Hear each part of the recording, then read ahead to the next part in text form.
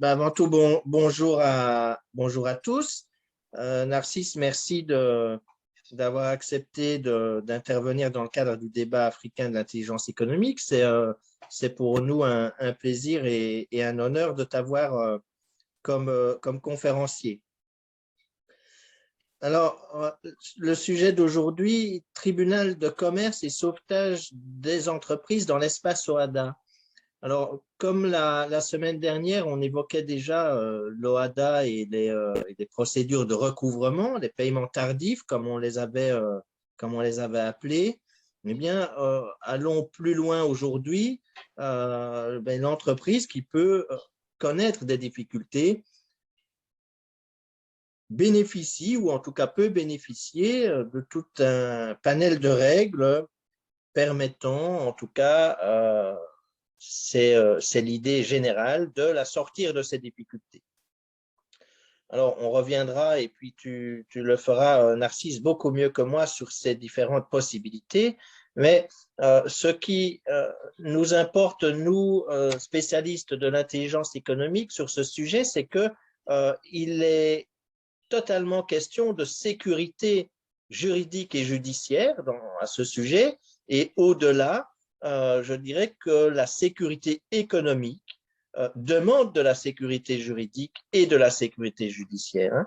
La sécurité économique étant un des piliers de l'intelligence économique, on est encore une fois totalement dans notre sujet et dans le sujet du débat africain de l'intelligence économique. Donc ça, je tenais à le souligner. Et le droit OHADA, de façon générale, est bien un droit qui a vocation à sécuriser l'espace juridique, mais également judiciaire. Et un des corollaires de cette sécurisation judiciaire, eh bien, ça a été la création des tribunaux de commerce. La création des tribunaux de commerce, en fonction des États membres, certains ont pris le pas très rapidement dès la fin des années 90. Le Tchad, si je ne me trompe pas, c'est en 2004. Et on pourrait faire l'exercice pour tous les États membres. Ce qui importe, c'est que ces tribunaux de commerce, qui sont donc une juridiction spécialisée en quelque sorte, eh bien, sont effectifs aujourd'hui, fonctionnent, avec parfois des difficultés qui seront relevées par Narcisse tout à l'heure. Mais ce qu'il faut retenir, c'est que aujourd'hui, dans l'espace OHADA, en matière de sécurité judiciaire pour les entreprises, il existe des tribunaux de commerce, ou en tout cas des tribunaux qui ont cette compétence. 4 grandes procédures, je dirais, pour les entreprises en difficulté. La conciliation, bien sûr, le règlement préventif, le redressement judiciaire quand la situation est un peu plus compliquée, et malheureusement, il arrive que la solution n'existe plus, et là, on s'oriente vers une liquidation judiciaire et donc, en quelque sorte, la fin de l'entreprise. Donc, tout cela est dans le champ de compétences des tribunaux de commerce, qui, une fois de plus, je le rappelle, fonctionnent bien malgré certaines difficultés ici et là, mais je dirais comme dans tout processus, des difficultés peuvent exister. Je pense notamment à l'ignorance de certains textes, ou en tout cas à une certaine méconnaissance de certains textes, mais également en termes d'organisation des tribunaux. Il y a parfois des formes organisationnelles qui ne correspondent pas forcément à la mission des tribunaux, et également, mais dans une moindre mesure, en tout cas aujourd'hui, des problématiques de compétences. Je pense que tout cela aujourd'hui tend à se lisser, et ces difficultés s'amoindrissent, je dirais, au jour le jour. Alors, qui de mieux que Narcisse Djimbaye pour nous parler des tribunaux de commerce, puisqu'il est lui-même juge au tribunal de commerce de N'Djamena, mais également collaborateur non permanent à l'inspection générale de l'État, membre de la Commission nationale des recouvrements de créances des banques locales, et je dirais surtout un membre particulièrement impliqué du Centre d'animation du droit OHADA au Tchad, le CADOT, hein, dont notre ami Casimir, que je salue s'il est avec nous, sinon le message lui sera transmis, est le coordinateur national. Alors, mon cher Narcisse, je te laisse la parole et nous avons hâte de t'écouter et de nous enrichir de ta présentation de ce soir. Merci Stéphane, bonsoir et bonsoir à tous les participants et participantes qui nous écoutent en ce moment. Je souhaite avant tout propos adresser mes vifs remerciements à l'Institut africain de la recherche stratégique qui a permis que ce débat ait lieu et donc transmettez mes remerciements à qui de droit. Cela dit, je suis très honoré de pouvoir échanger ce soir autour d'un thème aussi important et d'actualité comme le sauvetage des entreprises dans l'espace WADA. Un thème d'actualité parce que ce débat intervient dans un contexte mondial marqué par la pandémie de la COVID-19 qui, vous conviendrez avec moi, a un impact négatif considérable sur la vie des entreprises. C'est aussi, ce thème est également un thème très vaste, un sujet très complexe. C'est la raison pour laquelle je n'ai pas ce soir la vocation au monopole sur la question, parce qu'il y a bien d'experts du droit des affaires comme vous, Stéphane, qui nous écoutent en ce moment et qui pourraient très bien partager avec nous leur analyse, leur lecture, sinon leur expérience également de cette matière. Et donc, pour cette raison évidente, je n'ai pas non plus la présomption de faire un inventaire de tous les outils juridiques créés par l'OADA qui sont mis au service donc, du sauvetage de l'entreprise. Ce sera une œuvre, mais vraiment utopique. C'est la raison pour laquelle mon propos ce soir serait axé sur le droit des entreprises en difficulté. La présentation sera faite donc à travers le prisme de l'acte uniforme portant organisation des procédures collectives et d'appurement du passif, qui est un outil par excellence créé par l'OADA pour servir donc de gage de sécurisation, mais surtout de sauvetage des entreprises. Tout cela dit, par souci de clarté, mais par souci de pédagogie, notre présentation sera donc, si vous permettez, une danse en 4 temps. Je ferai dans un premier temps l'état des lieux des tribunaux de commerce dans l'espace WADA.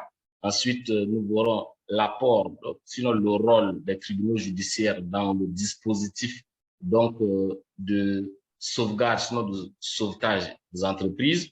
Nous allons faire donc le constat, ou bien faire un diagnostic des difficultés qui se posent et qui empêchent à ces tribunaux de pouvoir jouer convenablement leur partition quant au sauvetage des entreprises. Et de ce constat, donc, nous allons dégager des pistes de solutions pour envisager, sinon améliorer un tant soit peu les pratiques de ces tribunaux de commerce en matière de sauvetage des entreprises. Donc, une fois encore, je n'ai pas la présomption à l'exhaustivité, mais je suis là pour partager avec les participants mon expérience en tant que juge commercial, ma culture de ce que les tribunaux de commerce peuvent apporter donc au sauvetage des entreprises. Et donc, le droit OADA aujourd'hui est un droit très vaste.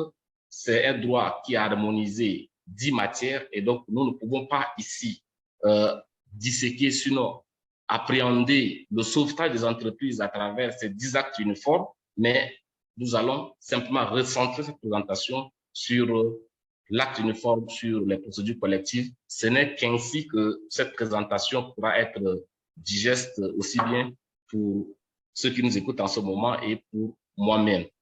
Cela dit, l'entreprise est aujourd'hui un outil de création de richesses au cœur de préoccupations de toutes les économies modernes.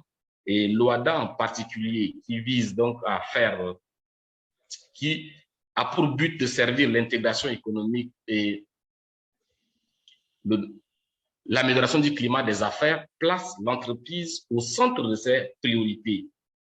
Qu'il s'agisse de l'encadrement juridique du commerce en général ou du recours aux modes alternatifs de règlement des conflits, de l'intervention du juge dans les sociétés commerciales, de la simplification des procédures de recouvrement des créances pour lutter contre les impayés, vous en avez parlé tout à l'heure, ou bien qu'il s'agisse des procédures collectives, toutes ces matières, toutes les réformes intervenues jusqu'à ce jour, toutes les réformes des actes uniformes, je veux dire, visent de façon générale, ont donc un dénominateur commun qui vise à imprimer plus de célérité et plus de sécurité dans la conduite des affaires dans l'espace OHADA, mais surtout à améliorer donc ces outils juridiques qui sont mis au service de l'entreprise. C'est à juste titre d'ailleurs que l'acte uniforme portant procédure collective d'apurement du passif, réformé en 2015, fait du sauvetage des entreprises sa finalité première. Pour atteindre cet objectif, l'acte uniforme réformé a donc renforcé davantage le rôle de la justice dans la mise en œuvre de cet outil, de ces procédures collectives. Et cet accroissement du rôle de la justice ou des organes judiciaires vise donc en priorité à permettre à cette société, à ces organes judiciaires qui sont la cheville ouvrière des procédures collectives, de mieux mettre en œuvre ces outils, de mieux les administrer pour le bonheur, sinon pour le sauvetage des entreprises. Et cet accroissement également, Stéphane, du rôle de la justice et des organes judiciaires traduit bien la volonté d'ailleurs du législateur qui accorde une place importante aux procédures collectives qui font une place de choix à l'intérêt général et surtout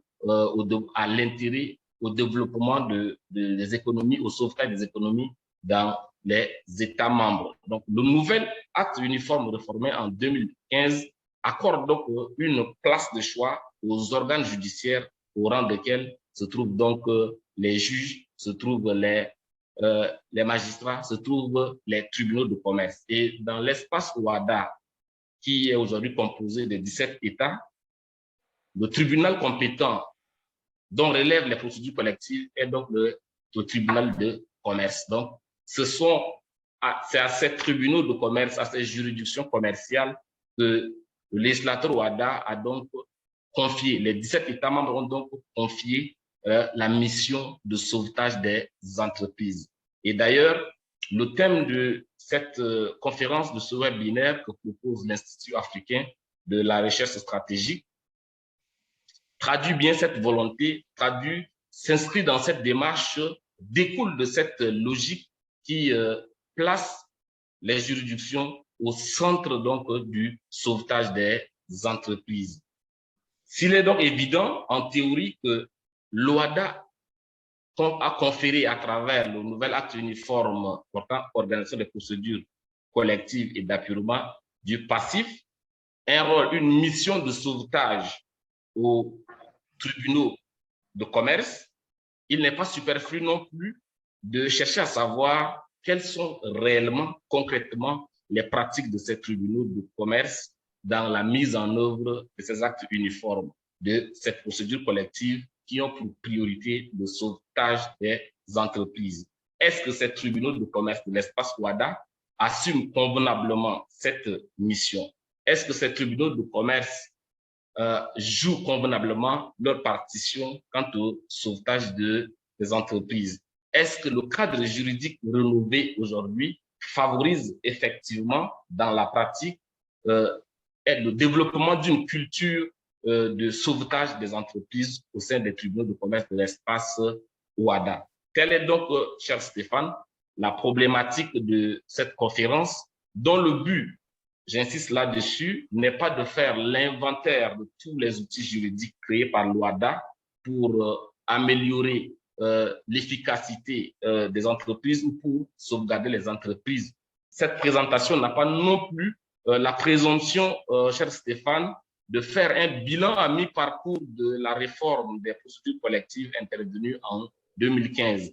Ce webinaire a pour seule ambition donc de décrire les pratiques des tribunaux de commerce en matière de sauvetage des entreprises. Ce webinaire se veut donc faire le constat à la lumière de l'expérience tchadienne des pratiques des tribunaux de commerce en matière de sauvetage des entreprises. Et cette présentation ne peut se faire sans référence à l'acte uniforme portant organisation des procédures collectives qui en est la matrice et la pierre angulaire. C'est pour cette raison évidente que nous allons donc faire cette présentation de bout en bout à travers donc l'analyse de cet acte uniforme réformé en 2015, en commençant bien entendu par un état des lieux de ces tribunaux de commerce dans l'espace OHADA.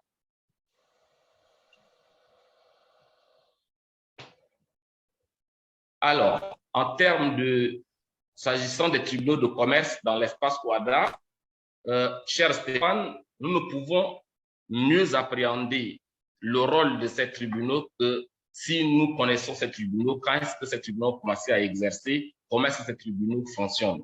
Et donc, si dans des pays comme la France, les tribunaux de commerce ont une origine très ancienne et leur généralisation remonte aux ordonnances de Colbert de 1613, la situation est tout petit peu différente dans les pays de l'espace OHADA.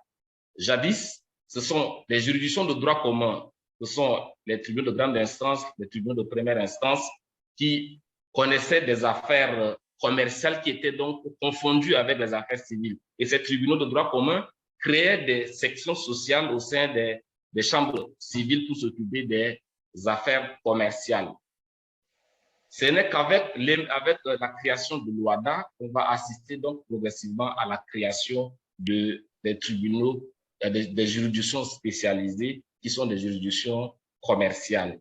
Donc, si vous voulez, l'émergence des tribunaux de commerce s'est fait donc progressivement au fil donc de l'évolution, au fil du développement de l'OHADA. 3 facteurs majeurs expliquent donc sinon justifie la création de tribunaux de commerce dans l'espace OHADA. Ces facteurs relèvent donc d'une enquête que nous avons faite auprès des principaux pays membres donc, de l'espace OHADA et cette enquête a révélé que la raison majeure qui a entraîné la création de tribunaux de commerce dans l'espace OHADA sont donc en premier lieu la spécificité même de la matière qu'est le droit des affaires. Les particularismes du droit des affaires induisent la création des tribunaux de commerce parce que vous conviendrez avec moi que le droit des affaires est une discipline spécifique qui se caractérise par la célérité, le pragmatisme, la pluridisciplinarité et c'est une matière dans laquelle les usages ont donc une place importante. Pour cette raison, ces matières qui sont des matières spécifiques appellent donc à la création des juridictions spécialisées à même donc de mieux appréhender les contentieux qui découlent de ces matières, appellent à la création des juridictions qui sont mieux adaptées pour rendre une décision, donner des solutions, certes juridiques, mais aussi qui tiennent compte de la pratique et des usages. C'est d'ailleurs la raison pour laquelle dans l'ensemble des États membres de l'OHADA, les tribunaux de commerce fonctionnent selon le principe d'échevinage qui voudrait qu'il y ait des magistrats professionnels, mais aussi des juges consulaires qui sont des praticiens, qui sont des opérateurs économiques, des commerçants. C'est exactement le cas au Tchad, le cas au Bénin, le cas dans la plupart des pays membres de l'espace OHADA où les tribunaux de commerce fonctionnent avec un juge professionnel, un magistrat professionnel et 2 juges consulaires. Même si dans la pratique, cela entraîne un certain nombre de dysfonctionnements. Et je voudrais à ce niveau faire une grosse digression pour parler rapidement du cas du Tchad où, à un moment donné, la présence des juges consulaires constituait donc un motif de dysfonctionnement parce que ces juges consulaires n'étant pas régulièrement payés, leur indemnité n'étant pas régulièrement versée, ont commencé donc à déserter les tribunaux, ne venaient pas aux audiences et donc cela handicapait le fonctionnement des tribunaux de commerce.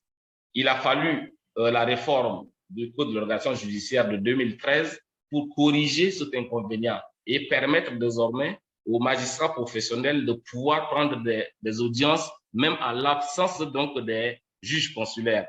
Et vous verrez que depuis 2013, depuis l'entrée en vigueur de cette réforme de l'organisation judiciaire au Tchad, les tribunaux de commerce ne fonctionnent qu'avec des magistrats professionnels. C'est pour dire qu'à ce niveau, il y a des difficultés et le Tchad n'est pas le seul à connaître ces difficultés liées à la présence donc de ces juges consulaires qui sont des commerçants. Il y a aussi l'analphabétisme qui est, il faut l'admettre, reste toujours malheureusement une réalité dans notre pays.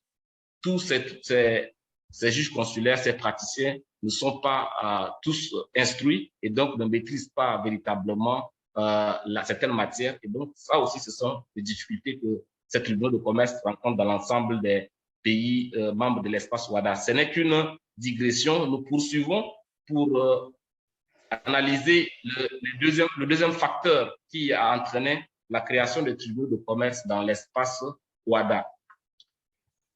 C'est notamment la création de l'OADA et l'adoption successive des actes uniformes. Depuis la création de l'OADA, il est vrai, le traité OADA n'a pas prévu expressément la création des tribunaux de commerce, mais si à l'analyse, on se rend compte que la création de l'OADA et l'adoption des actes uniformes commandent, du moins tacitement, invitent tacitement les États membres à créer des tribunaux ou du moins des juridictions spécialisées pour mettre en œuvre ces actes uniformes qui sont des actes nouveaux, qui sont des matières nouvelles, qui sont totalement inconnues dans l'espace WADA auparavant.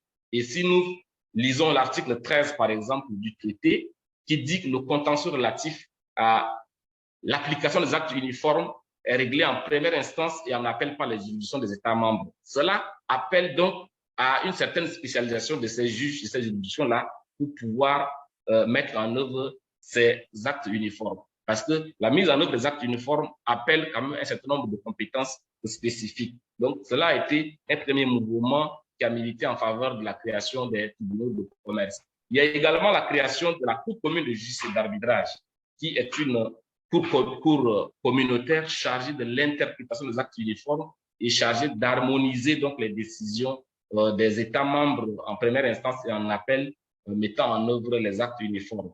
Dès lors que l'OADA crée une juridiction spéciale pour s'occuper de l'interprétation des actes uniformes, cela induit aussi la création des juridictions qui vont connaître des choses spécialisées pour connaître de ces affaires en première instance et en appel. Dernier élément qui a milité en faveur de la création des tribunaux de commerce dans l'espace WADA, c'est la question de la recherche de la sécurité judiciaire. Vous l'avez dit dans votre présentation, cher Stéphane. Aujourd'hui, la sécurité juridique ne suffit plus. Il faut de la sécurité judiciaire pour assurer les investisseurs. Et donc, la recherche de la sécurité judiciaire, qui est d'ailleurs un vœu, l'un des vœux de l'OADA, parce que l'OADA a deux facettes, la facette juridique et la facette judiciaire. Les deux principaux objectifs de l'OADA, c'est la recherche de la sécurité juridique, mais aussi la recherche de la sécurité judiciaire nécessaire au développement des affaires et à l'attractivité des investisseurs.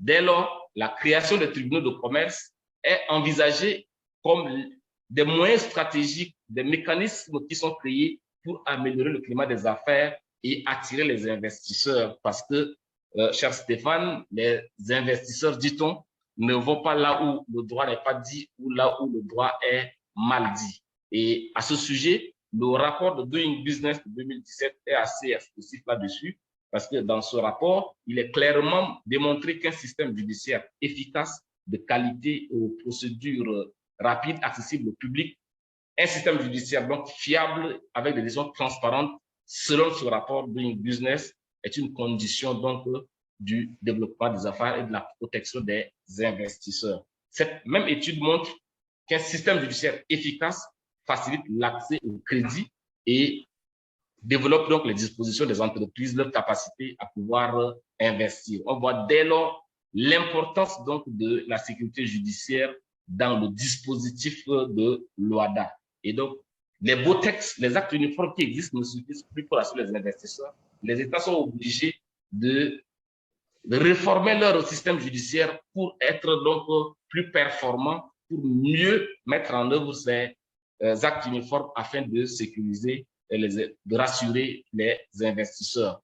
Depuis cette date, on a assisté donc à l'émergence des tribunaux de commerce qui sont généralisés progressivement dans l'espace OHADA. Depuis déjà l'adoption des premiers actes uniformes entre 1998 et 1999, on a déjà assisté à la création des premiers tribunaux de commerce. C'est le cas du Congo, par exemple, le Congo-Brazzaville, dont la création des tribunaux de commerce remonte à 1998.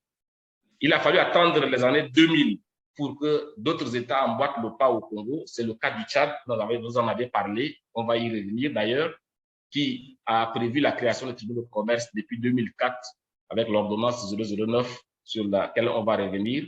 Et pour certains États, pour le reste des États, la création des tribunaux de commerce est donc très récente. Ces tribunaux ont commencé donc effectivement à être créés dans les années 2017, 2018 et 2020. Voilà un peu ces différents facteurs qui expliquent, qui ont induit donc la création des tribunaux de commerce dans l'espace OHADA. Comme on le voit, et je voudrais donc juste faire un petit zoom sur le cas du Tchad pour expliquer qu'effectivement, le souci de sécuriser les affaires, le climat des affaires et surtout d'attirer les investisseurs ont amené le Tchad dès 2004 donc, à envisager la création des tribunaux de commerce. L'année 2004 correspond donc à l'année d'exploitation du pétrole. Le Tchad donc voulait attirer les investisseurs et a donc très tôt senti la nécessité de réformer son système judiciaire, de créer des tribunaux de commerce pour donc rassurer ces investisseurs-là. Et c'est ainsi que l'ordonnance, le décret numéro 040 pris en application de cette ordonnance de 2004 a prévu la création des tribunaux de commerce dans les ressorts des tribunaux de grande instance.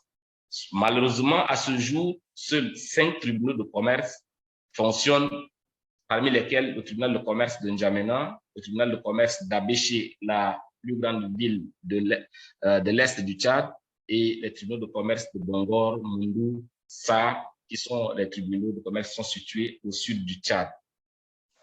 En dépit de cela, c'est seul le tribunal de commerce de N'Djamena qui fonctionne véritablement, qui a un volume d'affaires important. Par contre, les autres ont moins à faire, comme en témoigne le tableau du volume d'affaires que nous avons présenté ici. Et nous voyons qu'en 2021, nous avons 245 affaires pour N'Djamena, 8 pour Moundou, 7 pour le tribunal de commerce de Sar, 4 pour le tribunal de commerce d'Abéché et 3 pour le tribunal de commerce de Bongor. C'est un peu un schéma identique dans le reste des pays de l'espace OHADA. Donc, comme on le voit, cher Stéphane, la création des tribunaux de commerce donc, dans l'espace OHADA correspond à une expérience récente, voire très récente. Et cette expérience est née donc dans la foulée de la création de l'OHADA et de l'adoption des actes uniformes. Et la plupart aujourd'hui des tribunaux de commerce qui existent dans notre espace sont à un stade embryonnaire. Seuls quelques États ont pu parfaire leur réforme judiciaire et sont parvenus à créer des cours d'appel de commerce. C'est le cas de la Côte d'Ivoire, du Bénin, de la Guinée. Au Tchad, malgré que les tribunaux de commerce existent depuis plusieurs décennies déjà, plus d'une décennie déjà, la réforme de l'organisation judiciaire n'a pas encore abouti à la création des cours d'appel de commerce. Et donc, les affaires qui sont vendues, ou du moins qui sont connues en première instance, sont connues en appel par des chambres commerciales qui sont créées dans les cours d'appel, dans les ressorts desquels existent ces tribunaux de commerce. Ces tribunaux de commerce, dans leur majorité, ont donc été créés à des moments différents et fonctionnent à des degrés variables. Quoi qu'il en soit, ils ont un dénominateur commun. La vitalité d'un tribunal de commerce ou bien la vitalité de ces tribunaux de commerce est fonction de la vitalité économique de chaque pays. Dans les pays de l'espace OHADA où les affaires sont développées, les tribunaux de commerce sont également très sollicités, fonctionnent à plein régime. Par contre, dans les pays où la vitalité économique n'est pas si grande que ça, ou l'économie n'est pas si développée que ça, ces tribunaux économiques, ces tribunaux de commerce également ne fonctionnent pas véritablement comme c'est le cas du Tchad, où c'est seulement le tribunal de commerce de N'Djamena qui vraiment tourne à plein régime. Par contre, dans les autres tribunaux, les magistrats qui sont là-bas chôment un tout petit peu. Donc, voilà un peu globalement la situation des tribunaux de commerce dans l'espace OHADA. Ils sont nés donc à des moments différents, fonctionnent à des degrés variables et leur vitalité est fonction de la vitalité économique du pays dans lequel ces tribunaux existent. Comment ces tribunaux apportent donc leur contribution? Comment ces tribunaux contribuent-ils au sauvetage de l'entreprise? Cela nous amènera donc à étudier donc, le sauvetage judiciaire de l'entreprise, bien entendu, à l'aune donc de la réforme des procédures collectives de 2015. Comme je vous l'ai dit, on ne peut pas parler de sauvetage de l'entreprise sans référence donc à ce pacte uniforme qui est donc l'outil majeur imaginé par l'OHADA pour sauvegarder et assurer le sauvetage des entreprises.